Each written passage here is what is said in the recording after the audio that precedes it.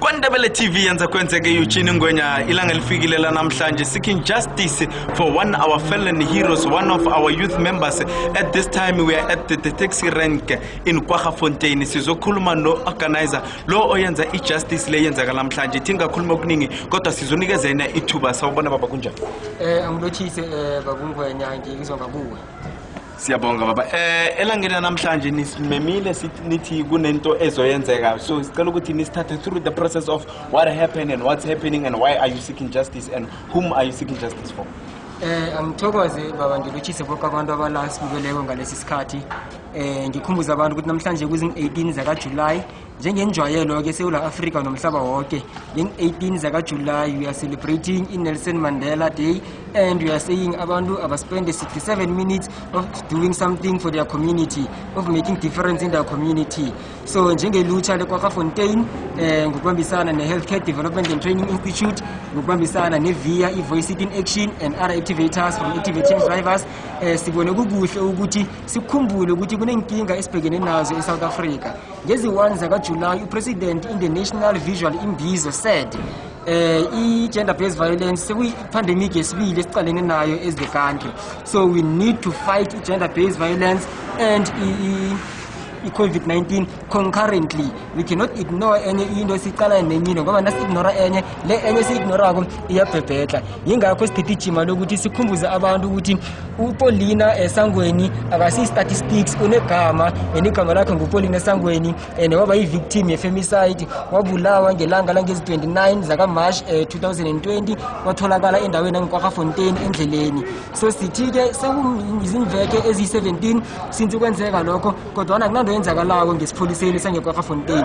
Umndeni ukhathazekile, umndeni uthengekile, umndeni awazi wenzeni, abakhona ukuhlala ngokuthula. They need closure. When we inquire the SAPS, they are telling us they are still waiting for a postmortem and DNA results. I remember ukuthi ubaba uLenathi wakhe waba ne-interview nabanye be-Highfield Chronicles nekulapha veza khona ukuthi i-DNA ama-results anothatha kuma 6 months depending ukuthi bawenza ku-state laboratory or ku-private sector. So thina leyo akusiyinto esiphatha kakhulu ukuthi yenziwa kuphi. Into esithanda kakhulu ukuthi ama-results la kumele abuye ngoba icala kumele liqhubeke, investigation kumele liqhubeke iragele phambili, ayikwazi ukujama ijanyiswe nje into yodwa ekuma-DNA results. So ingakho namhlanje sila sibangane bakaPaulina, umndeni kaPaulina nabokumakhelwane bakaPaulina ukuya lapha epolice station asiyokulwa is not even a march. Abantu bangathathi njenge-march, sekubamba a prayer service ne-candle lighting seeking justice for Paulina, supporting SAPS emsebenzini wabo, but not forgetting to tell them ukuthi we are not happy ngendlela bahindlela ngakhona amacala we-gender-based violence because sekubonakala ngathi abawathathi serious, abawathathele ehloko and sekubonakala ngasuthi eSouth Africa la asilingani. If I believe if Paulina was a celebrity, if Paulina was a high-profile politician, ngabe kade lento le yasikunyelwa ngabe sekukunenge okwenzakeleko. But because Paulina is just a 19-year-old from a previously disadvantaged family, previously disadvantaged community, izinto zakhona zikhamba ngenyawo lonwabo. So we are going there today to spend our 67 minutes lighting our candle in prayer and submitting a letter, a special letter from umndeni kaPaulina nabangani bakaPaulina to the station management ukuthi sabawa ukuthi imlando lo awurakele phambili, sibanikele amalanga athize ukuthi sifuna basinikeze feedback because into siwarisa kakhulu ukuthi we are not even getting feedback from them. The family is not even getting feedback from them. So today, enough is enough. Nelson Mandela was fighting for equality. Nelson Mandela was fighting for justice for all. Therefore, we must be treated equal. Then we must all have justice in South Africa. That's what will be happening in Fajamugwe. Thanks, Mrs. Patalala. Looking at the pandemic, you know that we have regulations and we were said that people are not supposed to be gathering at times like this. How did you prepare for that? Because we believe that we'll be having a certain number of people. How was the preparation? Are you ready for this thing? Are you not contradicting with the laws of COVID-19? nangabe mhlawumnye lokho sikwenzako kuyinto engakavumeleki bemdelejanyiswe kilawa bayithoma kukuthomeni ngoba siyakhumbula ukuthi emvekeni ezidlulileko kwaba nabo Black Lives Matter movement enzakalayo kweSouth Africa. Kodwana-ke thina njengabantu abatsha siyavuma bonyana nje kuyi-COVID-19 kumele kube nemigomo ethize siyilandelako. Yingakho abantu abazobe bala angeze badlula enanini le-50 begodu sinabo abantu ezobe basihelebha ukumonithara i-social distancing. Ngikhuluma nawe nje esikhathini esingaphelezi ihliziyo zobe balapha estation la sokuhlanganyela khona ngaphandle ngaphandle benza ama-marking ukuthi abantu bokujama kuphi ba-observe the social distancing. Woke umuntu ozobe la nje ubungibona nginje uzobe embethe imask yakhe. Earlier on laba bala ke sabasanitizer na woke umuntu ofikako bazokusanitizer izandla for babamba amakeresi la ngoba nomunye nomunye uzele nekeresi lakhe kodwa abanganawo we have reserved some to assist them ukuthi nabo babe namakeresi abo. People will be sanitizing, people will observe social distancing, there will be no singing, we'll be observing all the regulations we lockdown abekiweko. Kodwa we are saying we cannot sit back because it's lockdown, we cannot sit back because there's COVID-19, whereas kunezinye izinto ezenzakalako because the criminals are not sitting back because it's COVID-19. They are busy doing these criminal activities. Therefore, they need to understand that as the communities, as the society, we are also not here about such things, and we will ensure that justice is served for all the victims who can't speak for themselves. We as young people are here to speak for them. Thank you, Supatalala. We hope that it's going to be a profitable day. As much as you're seeking justice for Paulina, what are the results that you need after submitting the memorandum? What is it that you need steps to submit to do after you handing over the memorandum? That's a very good question, Mr. Ngwenya. Remember that the one thing that is delaying the investigations is the DNA results. So we require that SAPS must actually push whoever is responsible for the results to produce the report so that SAPS can continue the investigations if the suspect is the suspect so that they can be arrested and get behind bars. We need to know that who actually did this act of brutality, of immorality to kill an innocent soul because no one has a right to kill. Paulina's phone was not found on the day and therefore until today we don't know where the phone went to, and we believe that there are legal procedures that allow SAPS or our justice system to retrieve the records of her number from whoever the service provider was so that they can be able to trace who was the last person Paulina spoke to. Because Paulina, we understand that on that day she was actually planning to get to Kamsanga, but somebody, an unknown person, offered her transport. So that particular individual needs to be found and that particular individual needs to respond. What we need from SAPS, we want to see the closure, the family receiving closure. We want to see justice, we want to see people arrested in this case so that the family can be in peace.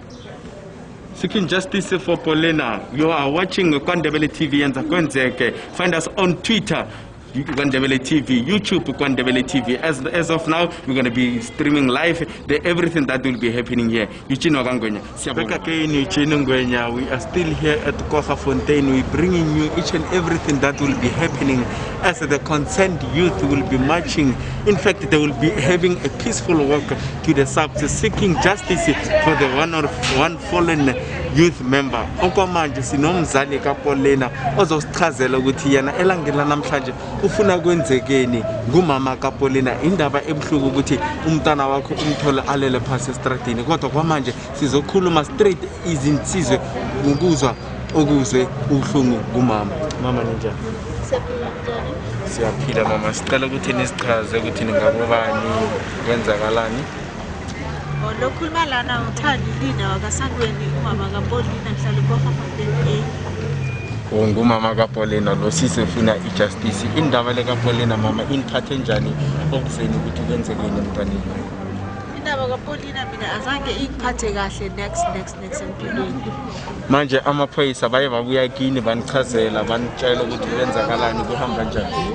Amaphoyisa eza at the very same day qeda ukumthola uPaulina laphana esikotirini alela qeda ukushona weza amaphoyisa angivusa ebusuku athi uPaulina uphi ngathi mina uPaulina sitsaphumela ekhaya ngabo 5 wathe umngane wakhe uNsiki laphana and then bathi kimi kunayini intombazana lapha asabe uyoyibona ngathi mina ubani bathi asabe ngcoka mama ngathi okay ngangena endlini ngathatha igown ngagcoka ngaphuma ngithatha amateki ngabamba ngisandla iphoyisa lela kimi gcoka ngathi angigcoki right mangiso ngathatha amateki lawa ngaphuma saya evenini ngathi mangithi ngagibela evenini ngahluleka wafika uBhedi ngathi Bhedi ngigibeza uBhedi wakugibeza uBhedi wathi kimi mamncane wathi uPaulina loyo lapha esikotirini ushonile ngathi mangithi ngiyascream iphoyisa lela dona mama ungascream akusoPaulina ngathi na okay sangena evenini sahamba saya lapha masijika vele mangisiza so vele ngabona ukuthi uPaulina lele lapha. Manje ukusuka elangini lona lela amaphoyisa baye banitshela ukuthi how far are we in the case, kwenzakalani, baye bathola abantu laba abenza into leyo bayaza kini ban update ukuthi kwenzakalani day by day or week by week. no kweza ama-CID abuza thina ukuthi kwenzekeni ngathi mina angazi ukuthi kwenzekeni uPaulina uphumela ngo-5 wathiwa kumngani wakhe since kwaloku aphumile sekuzobona makalele la and then ngathi masiceda lapho ekuseni lokho babaceda ukuthatha ama-forensic la hamba naye kamhlanga salokhu into sahlala ngabiza omunye ubhuti wasenixtor ngathi Jack vuka wathi nakavuka ngathi Jack bathi sibuyothola uPaulina le endleleni ushonele uJack wathi yena hayi sisithanda namanga ngathi ngiyakutshela wavuka uJack weza kimi bathi sithanda kwenzekeni ngathi mina angazi kwaba nabanye nje bathi thina uPaulina simbone alayishwa enye iCamry egrey lephezulu baba kugcina kwethu vele uPaulina leso sikhathi size semthola lapha yanalele sekashonile.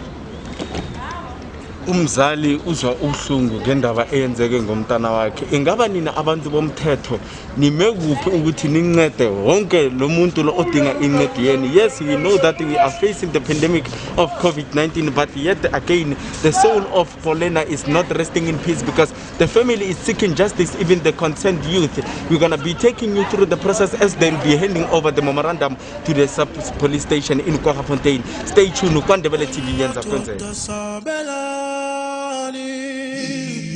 Kulkhuni kubudisi kuyakhuphukela kuyachisa madoda sabelani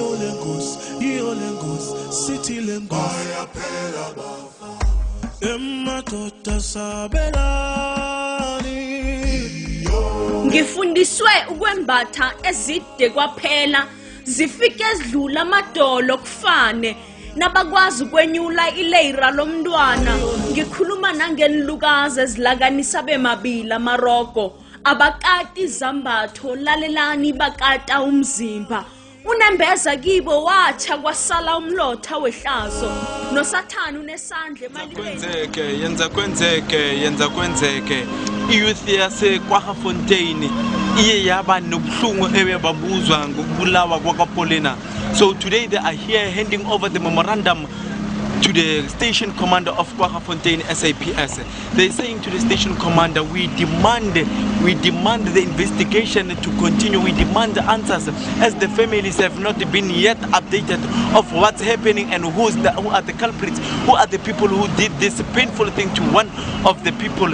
As we speaking, uPaulina, umama kaPaulina ukhona, usisi kaPaulina ukhona, bafuna impendulo bathi amaphoyisa abayenzi okwanele. YouTube Kwandebele TV, Twitter Kwandebele TV, Facebook Kwandebele TV. Okwamanje sizozokuletela njengoba ubona nawe bayenze social distancing. They are saying to the station commander, please take care of this case. Yes, we are facing the pandemic of COVID-19, yet we are again facing the pandemic of women and children being killed in the societies. We demanding respect, we demanding response from the police officers. So as of now, we're going to go to the organizers, speak to them and ask them of how or what is it that they need from the police station. Isikhathi leso sokuthi siwokhela la police station usipatala la usanathi sipatala la sicela usitshela ukuthi from now on kuyoyenzeka la. Ngithokoze ngilotshise ukumuntu lapha bakhona sifikile ngestation seKwaggafontein nokho ke isipolisa aseyithabela into esenzayo le ingazi bonyana kuyini ngoba sizobasekela kodwa ke bathumela ababathi bepop bonyana bazokujama ukusijamisa kodwa ngebanga lokuthi sizimisele ngalento siyenzako silapha nje ubona ngemva kwami abantu bakhona ngamakera sabo baqula social distance is observed abantu basanitiziwe nje into sizoyenza sizoba umthandazo omncane 67 minutes ithoma ngo6 o'clock izokuphela ngo7 minutes past 7 lokuthi lapho sinethemba lokuthi munye ophathi bestation lesi uzokuza azoyamukela lencwadi elila ngendlela bakhambisa ngakhona amacala we-gender based violence phecelezi icala lakaPaulina esangweni. Umndeni wakhona ufikile, upresident weVIA naye ufikile ngokusekela leli hlelo all the way from Johannesburg wade kwakha nje ukufika ngiyolisekela leli hlelo. Kunabantu ngaphandle kweSouth Africa abakhanyisa amakara sabo ngalesi sikhathi abahlanganyele nathi kuleli jima lokufuna kulungiswa kuPaulina. So silapho nje namhlanje abantu bayacula ngemva kwalokhu kuzoba nomthandazo sibambe i moment of silence sifunde lencwadi esilethe kubaphathi bestage bangaphandle kwaFontaine Police Station abantu nabo bakhona ngendlela besibalindele ngayo begodwa balendele yonke imigomo ukukhombisa bonyana siyazi bonyana silwisana ne-COVID-19 kodwana we cannot ignore gender-based violence in the name of lockdown and COVID-19. That's why we disagree to be stopped from this program, because there's nothing wrong that we're doing this program in the same way that President Cyril Ramaphosa today, together with the Nelson Mandela Foundation, they were having a program where people were gathered and the president joined them visually. Not the others are joining us visually. We have a number less than 50 here to ensure that justice is served for Paulina. We are going to give the station management 14 days to respond on the progress of this case and to give us the feedback on the DNA test results and the post-mortem. That's what we are here for, Babungwen. Siyabonga Spatalala. As we are waiting for one of the representatives of the police station to walk outside, we can go through and see what is happening. And it is not a good thing to be in pain, but yet we are in pain. But let's see how they express their pain. Kwandebele TV, YouTube, Facebook, Twitter, silandele khona lapho. Siyathokoza.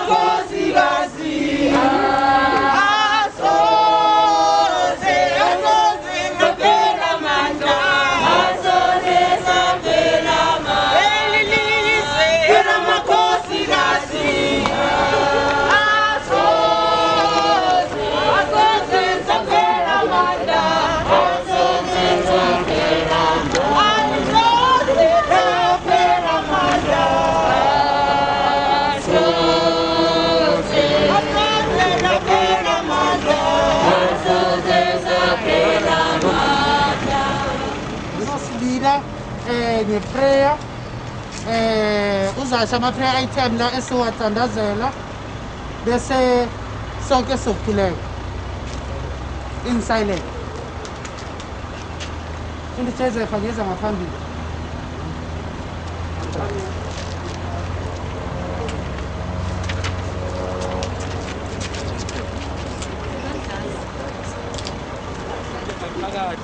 I pray for your anger. I pray for depression. I pray nalabo sesi ukuthi baziphathe kahle. I pray kakhulukazi for labo bhuti. Lento bayenzako Nkosi akusiyo, it's demonic. We pray Nkosi yokuphila manje ukuthi konke kuhambe kahle naloko esikuzele la kuhambe kahle in Jesus name. Amen.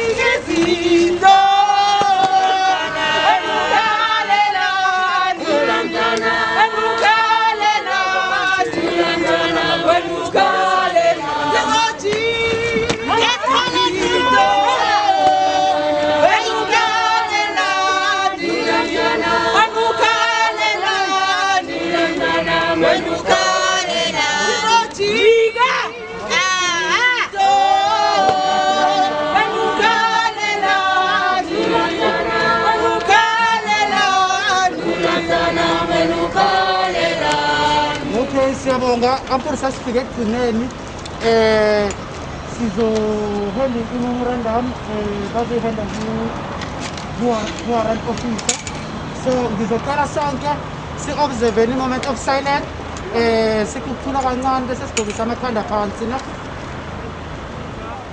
yokuthi sizokusekela isipholisa seKwaGafontein emberekweni omuhle abawenzako we do compliment sizobazisa nokuthi kunala singajabuli khona ngendlela mhlawumbe kwenzeka ngakhona izinto ngestation sakeKwaGafontein phecelezi in relation to gender-based violence, femicide, murder and other related crimes. This is the campaign led by Voices in Action in partnership with activators in Tembisile and all justice ambassadors ala namhlanje ngaphansi station. And this is an observation of the 67 minutes of Nelson Mandela Day, where we are saying everyone must take action, do something for 67 minutes to make change in the society. We believe that Nelson Mandela fought for justice, Nelson Mandela fought for equality. Any message is in the station and to all the South African Police Services centers, Buguti, everyone must be treated equal in the country, cases must be treated equal, una political influence, una political capacity, una government capacity, is a musician, is a celebrity, or we are having any media personality. Everyone should be equal. Therefore, we are worried. Ugutingelanga 29, our beautiful sister Paulina Sangweni was on her way to visit a friend, and then it happened but the message ngamasa nge-30 ongena emndenini ongena kubangani to say nangu mntazinyana ulele lapha ku-drainage water drainage basin eKwaGafontein ngasosokapho khe nizomhlala nimfanise ngembala. It was confirmed ukuthi Paulina Sangweni was allegedly raped and murdered on that night. Into esingayazi-ke ukuthi wabulawa ngubani, and of which we all believe ukuthi ezinye zezinto sicalelele ngesipholiseni ukuze sithole ama-answers wakhona. Nasikhulumayo nomndeni as an ambassador in the Voices Action Campaign, sacela ukuthi mndeni si-concerned ngale case, si-concerned ngale ndaba, sicela ukuninceda ukuthi sincedane sonke sibambisane. Umndeni zange ube nenkinga, kwathiwa singajabula kakhulu sibambisane sisonke. Then we started making ama-follow up with the station and the investigating officer and detective responsible for colonel responsible for investigating detectives, Colonel Khom. Then we found out ukuthi there's no progress ekesini kaPaulina, there's no answer abangayithola ngaphandle kwalokho abakutshela umndeni a week after uPaulina sekangcwatshiwe. Ngikhuluma nga-17 weeks ago.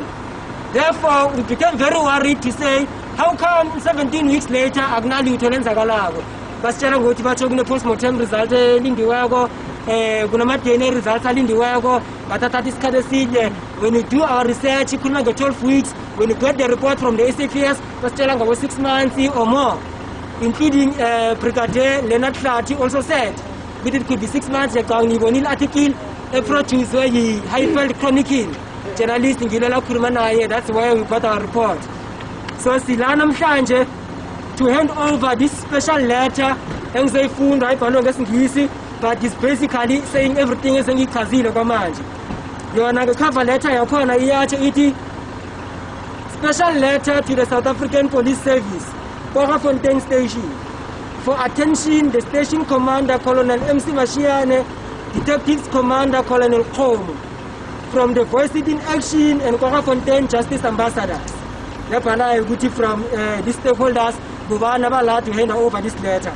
It's dated 18 July 2020, delivery venue KwaGafontein Police Station, delivery type hand delivery. Zayifunda incwadi le ngendlela ehloleke ngayo. Ekugcineni kwalokho sizobawa uma kaPaulina kube nguye oyithatha ezandleni zethu, ezandleni zakaPresident uKhuthatso, ayinikele uwarrant officer ozoreceive le ncwadi asisenele bonyana bayireceive. Greetings yourself. Today marks the 102nd birthday of the late struggle icon Dr. Nelson Rolihlahla Mandela. One of Mandela's mission in the struggle was equality and justice for all. Justice ambassadors in Tembisile, together with Voices in Action, are observing this day today in line with Mandela's vision for equality and justice for all, under the theme #Justice for Paulina, #Justice for all. It is sad that we are observing this day with our hearts grieving and bleeding. This grief is caused by lack of closure to the loss of our loved one, Paulina Sangweni. It was this year on the 30th of March 2020 when the family and friends were woken with the surprise of the brutal killing of the 19-year-old Paulina. 3 months later, the family has not yet heard nothing from the investigating officials, and that is not what Mandela would have loved to hear. We were told by the investigating team that there has been no progress because they are still waiting for a post-mortem and the DNA. Because according to Warrant Officer Mashinini, there was no post-mortem report present in his file. He said that telephonically to Colonel Khomu in the presence of Mr. Spatalala Mathawu. We are here today to let the South African Police Service know that we want answers to the case. We want to see investigations proceed, and the delay on the DNA result is causing distress to the family. The South African Police Service must push for the release of the results because it has been 16 weeks now, no answer. If nothing happens to the perpetrators, they will continue to do more harm. We are here now during lockdown when we were supposed to be in our homes, but we couldn't sit back and do nothing in silence by the police station. To the management of the Kwaggafontein Police Station, we plead with you that you encourage the investigating team of this case to effectively communicate with us and the family from time to time. In the next 14 days, we will be expecting the outcomes on the said DNA results. In the next 14 days, we want to hear other steps taken by the South African Police Service in investigating this case. In the next 14 days, we want to hear the means that have been taken by the South African Police Service to try and retrieve the calls that were made in and out of Paulina's phone on the night of her death.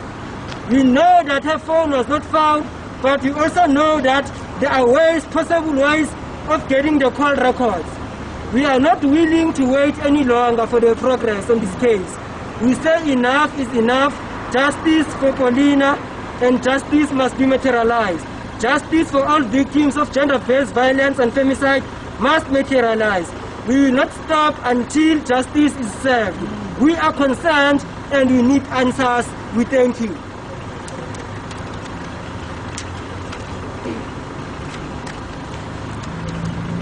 So now I will give this letter to President Khutazo Muloto. Ayinikeze uMam Sangweni onguma waPaulina. uMam Sangweni sifuna ayihand deliver yena uzoyibhala la ku hand delivered by, then ayisayinele, and then oyireceivayo warrant officer uzobhala ukuthi ireceiveile namhlanje ayisayinele, then I will sign as a witness of this letter being handed over. So bengicela nje court official asanitize upresident samsanitizile nomama kaPaulina asanitize naye as they are receiving this letter. Kulo muntu singoma emnandi lathi senzeni na la ngayidosa as we deal the proceedings to hand over the letter. Senzeni na yo.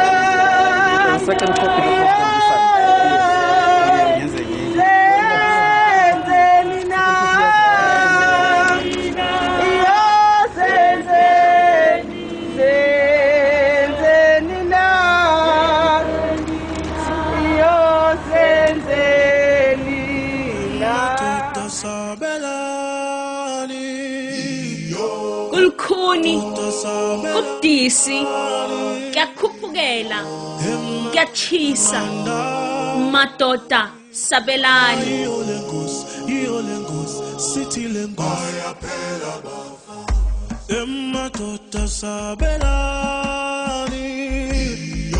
Ngifundiswe ukwembatha ezide kwaphela, zifike ezidlula amadolo kufane, nabakwazi ukwenyula ileyira lomntwana. Ngikhuluma nangenilukazi ezilakanisa bemabili amarogo, abakati izambatho, lalelani bakata umzimba. Unembeza kibo watsha kwasala umlotha wehlazo, nosathana unesandla emalibeni kwanda amathuna wabomma nabentwanyana. Imbambo ziqinele ilize nje kwaphela, inhliziyo zilimana zikhona. Kizo zonke inlwane eziphilako ezibulalako, sokuthoma abantu bengubo abasabako nababala inlwane bazisabako indoda. Kodwana nina Basijamile namakhandlela wethu and observe a moment of silence. The television, nabo camera person bethu, they will be walking around taking a picture of each and every individual. Njengoba sisajamile while isiqedelela our 7 minutes, just attend the little basinikeza warrant officer. Immediately nakaqeda, please stand still in the khandlela lakho, and then we will do a moment of silence just for 5 minutes, then ichayi. Thank you very much. Warrant officer, over to you. Thina simndeni thina sisiphoyisi sekwaha Fontaine A sekwaha umndeni kaSangweni sikhala nawo. Ngiyayithatha le memorandum on behalf of the station commissioner sekwaha Fontaine, ngizoyihanda in to the relevant offices, then bazaniphendula ngendlela engibhale ngakho na. I thank you. Siyabonga. Siyabonga kakhulu warrant officer nokusamukela nokusinikela nemithuba emincane nokuthi si-honore uMandela ngale ndlela le ngento bekayilwela, and we all remain in our positions and as observe.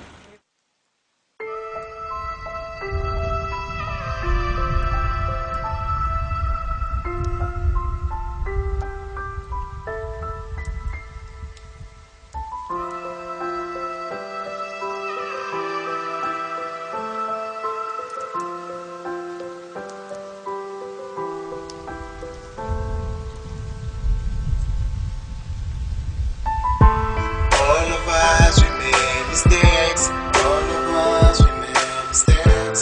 Remember, nobody's perfect, nobody. But to getting here is no solution. Communication is the best. Communication is the best. What is after time, my man? What is after time, my man? What is after cry, my brother?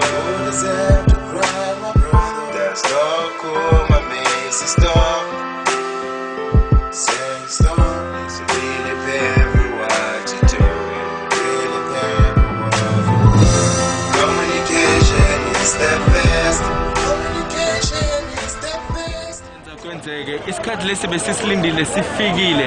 Okwamanje we are with one of the leaders olwela amalungelo wabantwana bala emhlabeni wethu. So okwamanje yena uzozintroduce asikhuluma ukuthi ngibani, njengoba sibonile ukuthi umama Masango umama kaPaulina uyawahanda over memorandum to one of the representatives of SAPS. So okwamanje we're going to be receiving message from one of the president who will be telling us who he is and where he comes from, why is such effort done to the people of Fontaine. How are you, sir? I'm good, and how are you doing? I'm also good. Can you please explain to us the process of what happened and what was your objective? What is it that you wanted to achieve after this? All right, so I am Khotatso Moloto, the founder and president of Voice in Action. The objective of Justice for Paulina and to come here today is to observe Nelson Mandela Day through candlelight and prayer. Prayer for justice for all, justice for everybody, justice for Paulina. And we're also here to bring a message. We are going to say that everybody deserves justice. We shouldn't be on public spaces. We shouldn't be only on social media to receive this justice. Everyone deserves justice, and we want to ensure that even the most remote and rural areas in South Africa receive this justice. It is noted that when we have a high-profile case, it moves swiftly. Before you know it, there's a case, there's justice, and this family is comforted by even all members of parliament at times, by members of government at times. But what happens if it's a person who is unknown, who is not even in the face of public?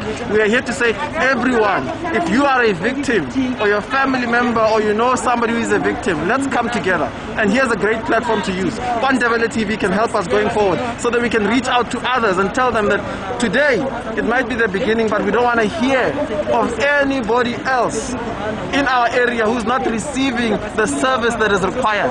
Justice for all, justice for everyone. Hashtag voice it in action. It is important. We are going to make sure that it happens. We'll be here from now until the end of this case to ensure that there is justice for Paulina. But this is a message. It's a strong message to our communities. It's a strong message to the police. It's a strong message to justice. Let there not be any delays in our systems. Let there not be any delays in rural areas. Let there not be any delays in other parts that are not well known in our country. Justice for all. If you are South African, if you're African, if you're in the world, justice for you too. So it's very crucial. Justice for all. As we can see that you're saying everything should be put on action. So please help us or help those watching Mandela TV. How can they reach our organization, and what is the objectives of the organization? How everybody can find us is on social media at Voice It in Action. Yes. At Voice It in Action on all social media platforms. At Voice It in Action. How we can help? Contact us. Tell us your story, and from there we will assign and create strategies to ensure that your case is also heard and seen by the relevant departments. Siyabonga, Mr. Molotov. Siyabonga, Mr. Molotov. Justice for all, no matter the person, where the person is from, a rural area or urban areas, everyone deserves justice. As the former president, the late President Dr. Rolihlahla Mandela said to the nation that love one another, let's unite, let's work together. This is what is being done by the presence of Mr. Molotov, Mr. Sapatalala. Please, justice for all. Let us have equality in our country. Mandela TV, YouTube, Mandela TV, Facebook, Mandela TV, Instagram, Mandela TV. Thank you very much.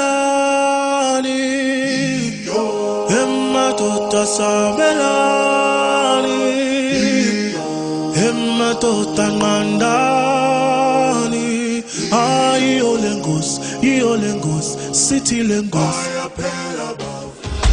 Emma tota sabelani, Emma tota sabelani, abafazi bayalila, ayo lengos, city lengos, iyo lengos.